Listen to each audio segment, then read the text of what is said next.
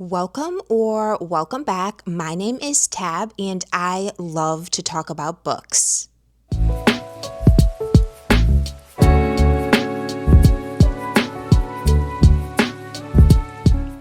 In this video, I am going to be doing another travel and reading style vlog. Me and my family and I are going on a vacation to Punta Cana in the Dominican Republic. So unlike my Portugal trip, this one is literally going to be filled with nothing but rest and relaxation. So I plan on reading way more than what I did in Portugal, and I plan on bringing a lot more physical books with me. So I'm going to bring 3 physical books. The first one is a new release. It's called Dissolution by Nicholas Binge. And this one has such a interesting premise. It's basically about an elderly couple, and the husband is in a memory care dementia locked unit, and the wife was, I guess, someone knocks at her door and tells her that they think her husband does not have dementia, Alzheimer's, but someone is siphoning off his memories. So the story kind of goes from there. It's very interesting. Just from what I kind of looked through, there seems to be like a present and a past. The past mostly seems to be in Stanley, which is the husband's kind of point of view from when he was a teenager. It starts in the 1950s. So this is going to be interesting to kind of see how this goes, and is someone taking his memories, and how the heck are they doing it? And I could not go on a beach tropical vacation without picking up some type of romance that correlates to that. So the second physical book I'm going to bring is Beth O'Leary, Swept Away. This one, come on, it looks like it is a tropical, perfect beach read, and that is where I plan on parking my butt for 6 days. So I really don't know what this one is about. I just know that I enjoy Beth O'Leary so much as an author that I put a hold on this instantly. But it says 2 strangers find themselves stranded at sea together in this epic love story. Ooh, what if you were lost at sea with your one-night stand?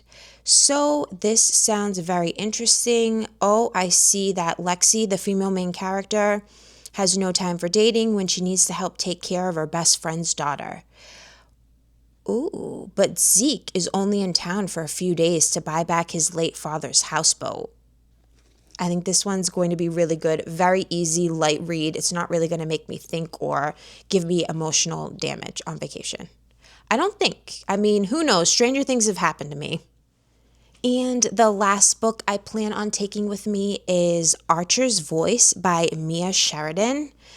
And this one may actually give me emotional damage. I have heard so many things. This is not a new book by any means, but I've heard great read, but it is so emotionally draining.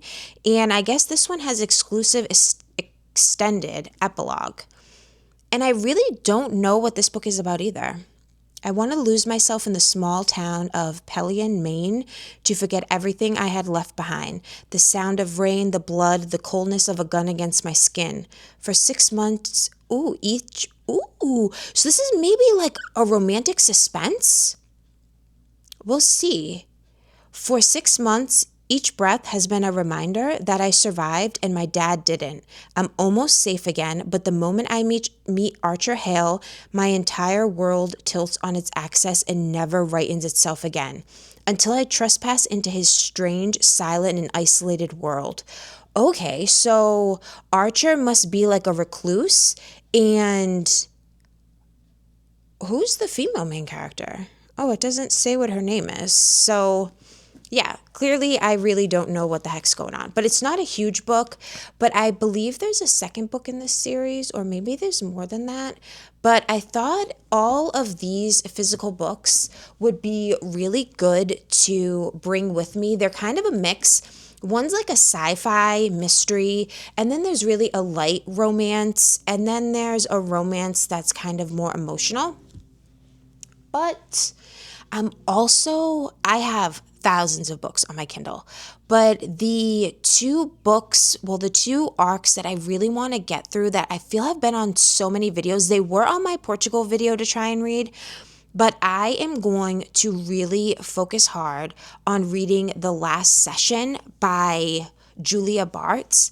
That one, it just seems so interesting. Like a wellness retreat, a catatonic patient, a psychiatrist or psychologist. So that I think will be a really good thriller to bring on vacation. And it's like a page turner.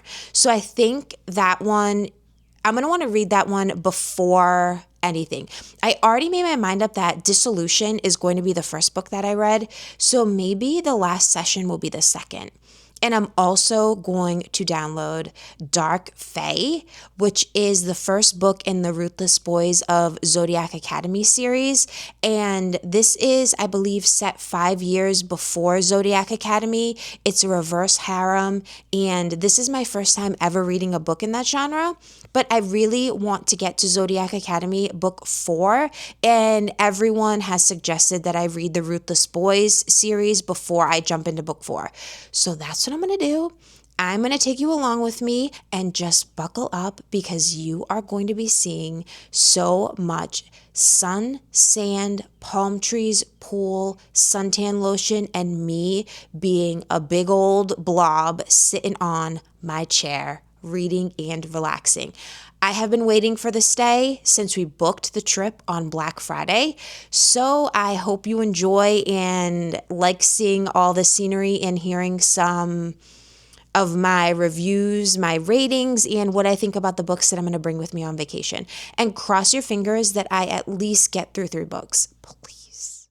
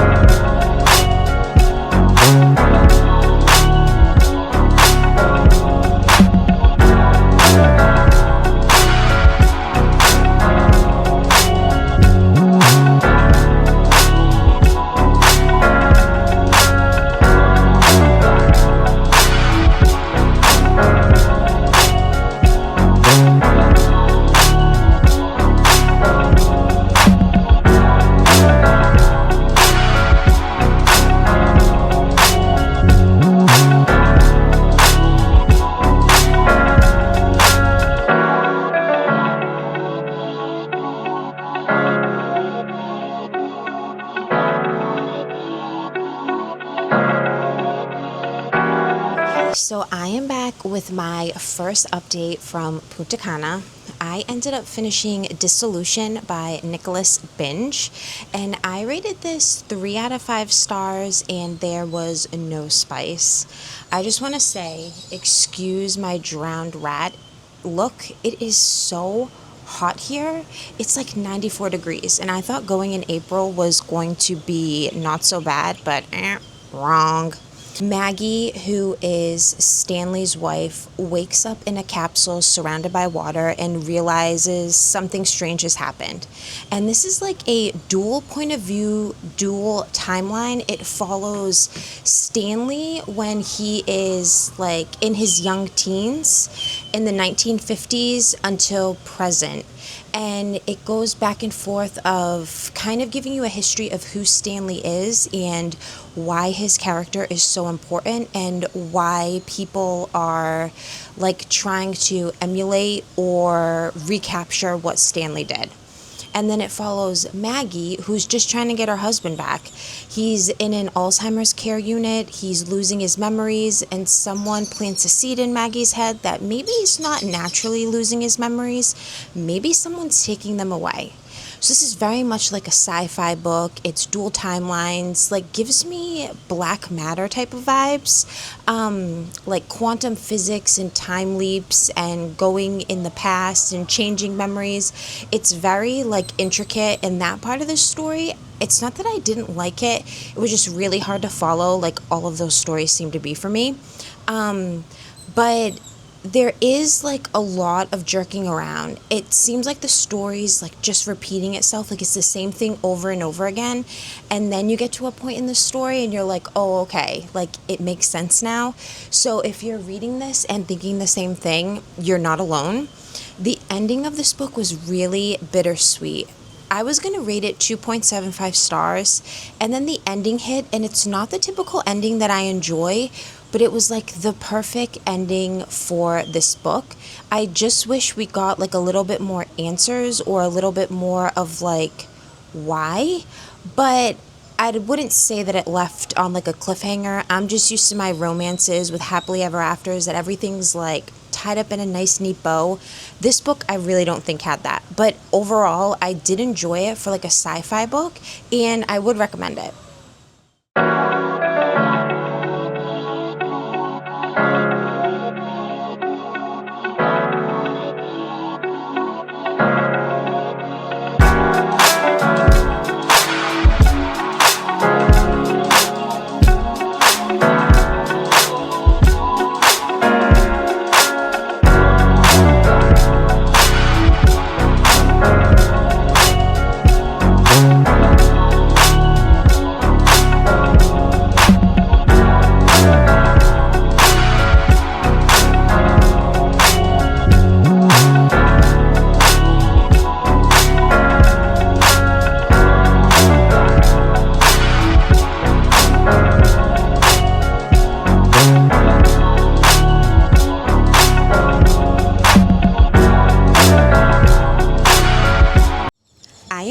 Because I ended up finishing Swept Away by Beth O'Leary, and this book was extremely shocking.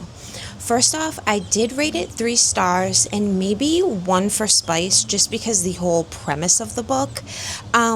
So it follows Lexi and Zeke. He is 23 and she is 31, so there is a slight age gap. They leave the bar together intending to have just a one-night stand hookup, and it turns out the houseboat that they were on ends up not being tied up to the dock, and they wake up the next morning and they are in the middle of the ocean. So it is very much forced proximity, and they are stranded in the ocean for 12 days. There is so much that happens. This book is not light and fluffy.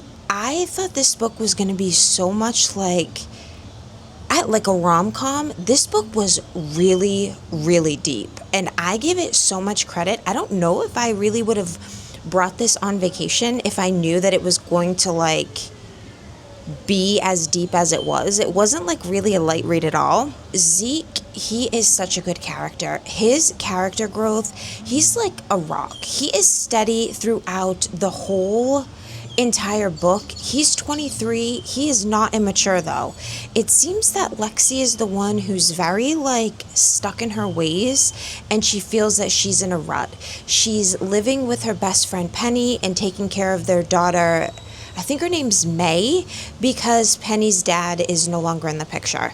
So that is just like her life until the night before the one night stand. Penny ends up kicking Lexi out of the house. Lexi doesn't know exactly why, but in the end you hear her motives, and it's just, I do not like Penny. I don't like her character. She seems extremely immature. This has so much miscommunication everywhere that it was just so heartbreaking how so many things could have been avoided if they just talked to each other. Without getting into what this book was really about, there are some twists to this book, and I definitely think it's a great read. I would just go into it the synopsis on the back. It's just really deep. It touches on such, they're lost at sea, and it is not all fun and games. That's all I have to say. You think that this is just, oh, they're lost at sea for a day or two, and haha, silly me, I forgot to tie the boat up. No, way more deep than that, and I appreciated it. The next books, this is the third book so far I'm reading on vacation, and sorry, I'm sure you can hear people yelling in the background. There's music, there's birds chirping. My Merlin bird app is just going crazy. So it's going to be The Last Session by Julia Bartz. I believe this one came out on April 1st. It's already out. I got it as an e-arc. I don't necessarily know the full gist of it, but I guess I should probably look that up so I can let you guys know. I pulled this up on Goodreads, and now I'm a little bit skeptical, which I shouldn't be because Goodreads has not been good to me in the past. So this book came out April 1st. It's 368 pages, and it has a current review of 3.10 on Goodreads and about 1,200 ratings. So I am really pumped for this book. This is probably one of the biggest reads I wanted to read in April, so I hope that it's good. Book description says that it is a white-knuckled locker room thriller about a social worker who, after coming face-to-face with her dark past, must infiltrate a mysterious wellness center in the deserts of New Mexico. When a catatonic woman shows up at the psychiatric unit, social worker Thea swears she knows her from somewhere. She's shocked to discover the patient holds a link to a traumatic time in her past. Now I'm wondering if the low rating has to do with this traumatic past, or if everything is just so predictable that the story wasn't original. I'm not sure, but I'm very interested to figure out. Upon regaining lucidity, the patient claims she can't remember the horrific recent events that caused her brain to shut down. Thea's at a loss, especially when the patient is ripped away from her as suddenly as she appeared. Determined to find her, Thea follows a trail of clues to a remote center in southwestern New Mexico, where a charismatic couple holds a controversial monthly retreat to uncover attendees' romantic and sexual issues. Okay, I did not know that. Forced to participate in increasingly intimate exercises, Thea finds herself inching closer not only to her missing patient, but also to tantalizing answers about her harrowing past. However, time is running out, and if she stays for the last session, she might lose her mind or worse. Okay, I barely ever read descriptions in books because I feel like I love going into books blind, and if I'm about 20% in and I'm still wondering what the heck is going on, then I will read the description to be what am I missing? And since starting a booktube channel, I read the descriptions to you guys, and I find that it really makes me more interested in the book when I read the description. I thought it was going to do the opposite and spoil it for me, but it really doesn't.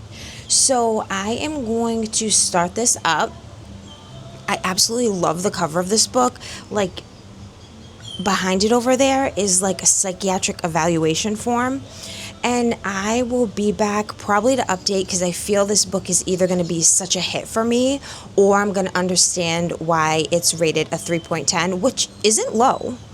But usually most of the books I read on Goodreads are 3.6 or above. So I will be back to let you know how I'm feeling about this book.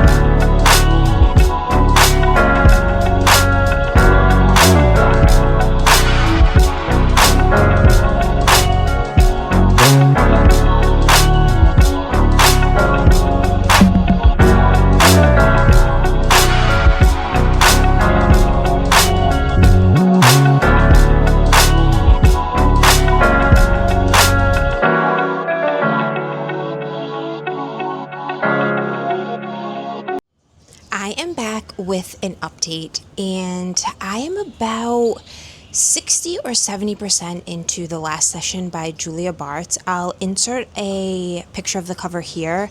I left all my stuff down at the beach, so I don't have it with me, but I figured this may be the last time I'm going to get to record.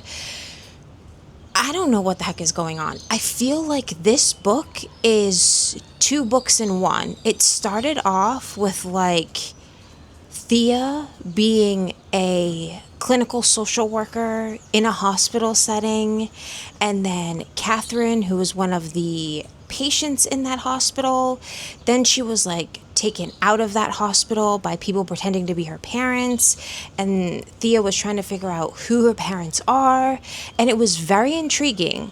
Then fast forward, we get to this wellness center, and it's like this is a whole nother story in the book. Like, I don't understand why this is so heavily in depth of what's going on at this wellness center. Like, why just can't we get to the root of like Catherine and her issue? Then it gets into some weird like orgies and just exactly what you think a nut job wellness center would be. I know there are plenty wellness centers out there that do not do this, but like the culty wellness centers, think of like 9 Perfect Stranger vibes. Like, that's what I'm getting from this book. And then it got into like a PI, and he's involved, and it's based on a TV show and reincarnation. There is so much going on right now. I have no idea what to do. When I was about 27% into the book, I was obsessed with it. I thought this book was going to be really good.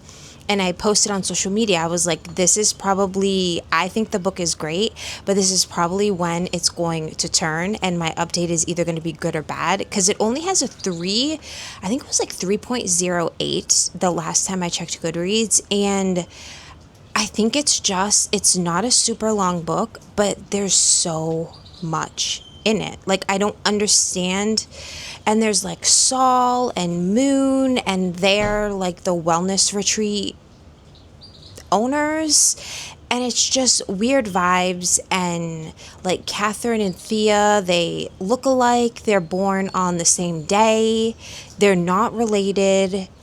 I just don't know where this story is going. And like all the side characters, everyone who works there in like the background, everyone's hooking up with each other.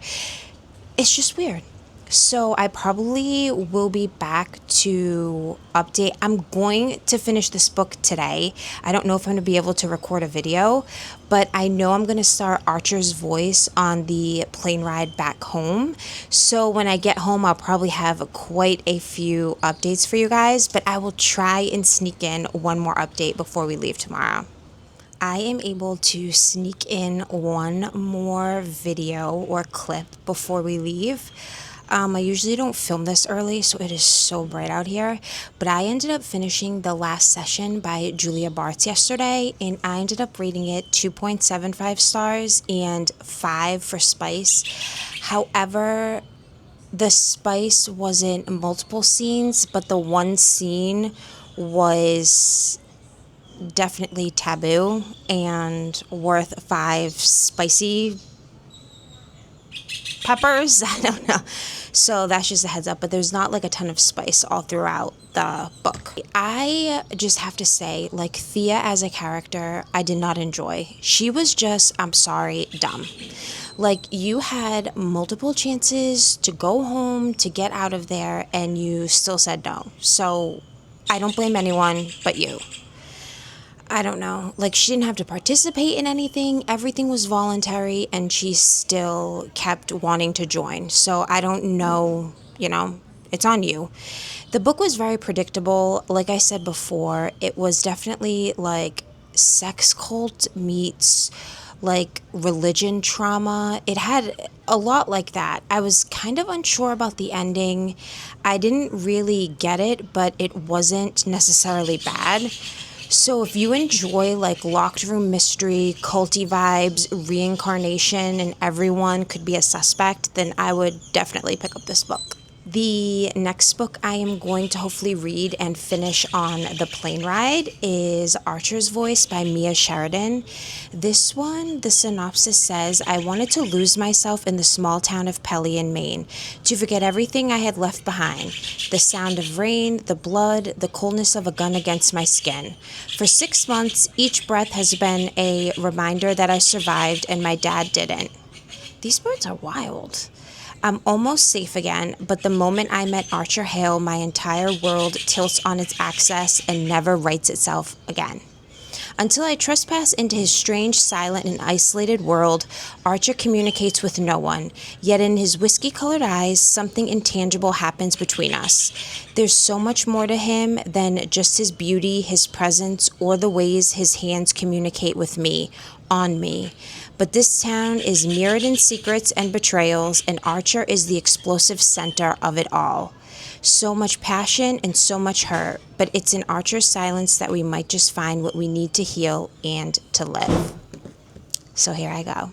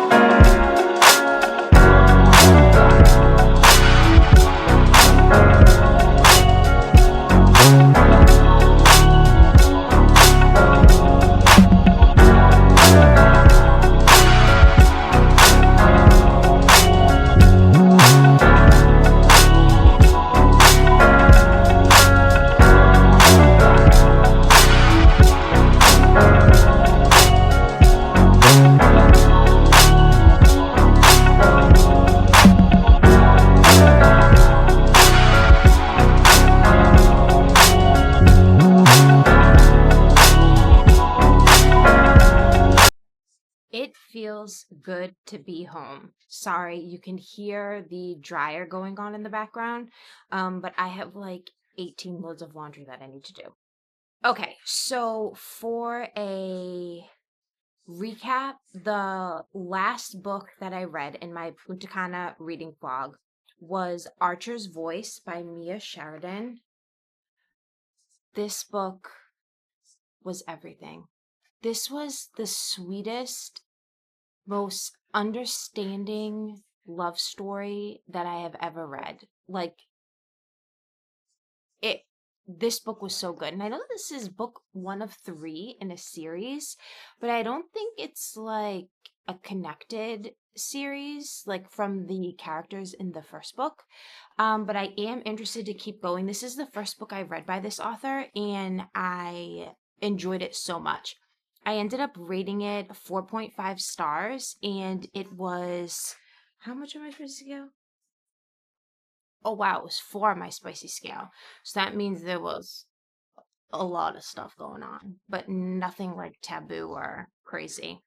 So let's see. It follows Archer and Bree. Archer, I didn't know is when I started this book, I didn't know if Archer was mute because he did not want to talk because of what he knew, or if he physically was like his vocal cords were paralyzed. I didn't know what it was, but it turns out like his vocal cords were ruined and that's why he can't talk. It's not because he's trying to like hold in something or is scared of someone. He literally can't talk. And it's so sad because I guess when he got into the accident, there was like a short window where they could have done surgery to help repair that damage and it wasn't done.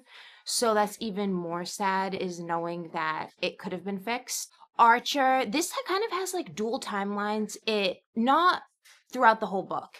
Maybe like 4 or 5 chapters are when Archer was younger. I think like starting at 7, and it's like snippets of how he became who he is now, and it was perfectly placed throughout the book because as you're starting to wonder like, oh, what happened during that time, or what happened with his parents, it's somehow like the next chapter is like a flashback. There are some twists in this book. It is just so sad. But Archer and Bree, their love story, like I said, is just so swoony, sweet, and just like it's just perfect. So Archer lives on the land that his uncle has, and he's very secluded. The townspeople thought he was like a freak because he used to talk and now he's mute, and no one knew like why he was mute. They just thought that he didn't want to talk to anyone. He was really disheveled looking. He had a really long beard, hair that went in his eyes. Like he fit the look of do not talk to me. Now, when all this was happening, all he wanted was people to comfort him, but no one knew how to act around him. So instead of trying to comfort him as like a young kid going through this tragedy, he was left kind of to be taken care of by his weirdo uncle that everyone in the town didn't like and thought he was weird and creepy. So they kind of didn't even bother with Archer because they didn't want to bother with the uncle. But the uncle was fine to Archer. He was just more like, you know, a doomsday prepper type. He set up traps around his land so no one could like come and snoop on him. He lived down like a long driveway. He had big fences and signs posted up. So no one like bothered with them. And it's really sad because that's all Archer kind of wanted was to be loved and understood by people, and he was kind of just forgotten about. And then there is Bree. Something traumatic happened to her and she ended up leaving, trying to start new. She didn't know if it was going to be permanent or temporary. She just needed to get away from what happened to her and try and start again. She was having daily nightmares about what happened back at home. And then she thought, why not start like new again in this little Maine town? This whole book is about people loving each other for who they are inside and not necessarily what's on the outside. Bree's dad was deaf, so she knew sign language, and she made an attempt to speak to Archer in sign language. She didn't know that Archer can hear. She thought he was just deaf because no one really knew his full story in the town, so she was just getting like random bits and pieces. And their meet cute was so adorable. Like it was so cliche, but like seeing how Archer must have looked like this grizzly, like mean guy, like with his big long beard and his hair that was all, you know, overgrown, and his clothes were dirty and had holes in them. And she's just like, you know, came into this town like a bright, chipper, ready to start again. And they encounter each other, and it really changes Archer's outlook on life, and he starts to slowly open up. It is a small town, but there is definitely enough drama from the side characters to keep you interested. There are cousins and evil aunts, and it is just, there's lies and secrets. This book was very entertaining aside from the romance aspect of it. And the extended epilogue did not disappoint. Let me tell you, I love my epilogues. And there was like an epilogue, and then this edition had an exclusive extended epilogue. They were both amazing. Obviously, the extended one is better just because it gives you a little more like detail of their lives, like a little bit years later. And it was just perfect. And how I want every story to end on a complete happy ending. Like, I thought Archer was gonna, like, go away, fix his vocal cords, come back, and he was gonna see Bree across the sidewalk and just, you know, shout, Bree! And she turned around, she'd be like, oh my God, Archer has his voice? And that is not how this story is. And I really appreciated that because this is accepting and loving who this person is and not trying to fix him. And Bree, just the patience, the willingness to like get on Archer's level and understand him and not go when he's pushing her away because everyone he loved has left and he can't talk, he can't, stick up and defend her if someone's like bullying her, or if a guy's talking to her, he can't go up to the guy and be like, "Hey, listen, that's my girl." He just feels very helpless in relationships, and that is why he kind of stood by himself for so long. As I read and develop as a reader, I have noticed I don't need necessarily a 100% happy ending. I am like broadening my scope of, yes, sometimes the ending, I do love a happy ending where like none of the main characters pass away, but Archer's voice doesn't need to be fixed. They don't need to have two kids in a picket fence with a dog. I'm like very impressed with myself because I did not think that I would ever be like that. I thought I was just going to very much stick to romance with happy ever after epilogues that had marriage, kids, dog, big family, and I'm coming around to see that, life isn't always like that. And though I'm not on board to read about death and cheating and all of that stuff, I find I'm very slowly broadening my horizons. And I think it's just because I love reading so much. I want to read every book. I don't want to pass a book up because I think I'm not going to like it. You'll see. There's a video that I'm going to be filming probably in the next couple months or in the summer that I am going to record myself reading the Ruthless Boys of the Zodiac Academy series. And that's 5 books, and that's reverse harem. And I like 2 people in the main relationship, no ifs, ands, or buts about it. I don't like any question marks. And reading that series, because it's, RH, it is going to really broaden my horizons to see if this is something that, am I unlocking a whole new genre that I'm going to like? We'll see. So now that I'm off of that, tangent, I would say definitely pick up Archer's Voice if you like stories of starting over. It's a slow burn. The mailman character does not talk, but he can hear. They do communicate in sign language. He can write. It is a small town. They have a meet cute and lots of like family feuding. So, to recap on my Punta Cana reading, I read more than what I was truthfully expecting to. So in total, I read 4 books. And the first book that I read was Dissolution. I rated that 3 stars with no spice. The second book I read was Swept Away by Beth O'Leary. I rated that 3 stars and there was 1 spice. The third book I read was an advanced reader copy of The Last Session, but that is now, like, you can buy that anywhere now. It's already been published. I rated that 2.75 stars with 5 spice. And like I said, it's not 5 spice because there are spicy scenes in every single chapter. Just when there are spicy scenes, it's taboo stuff. So I figured I'm just going to rate it 5 stars. And the last book I read on my vacation was Archer's Voice. I rated that 4.5 stars and it was 4 spice. So as always, thank you so much for taking time out of your day to watch my video, and I will see you in my next one. Bye.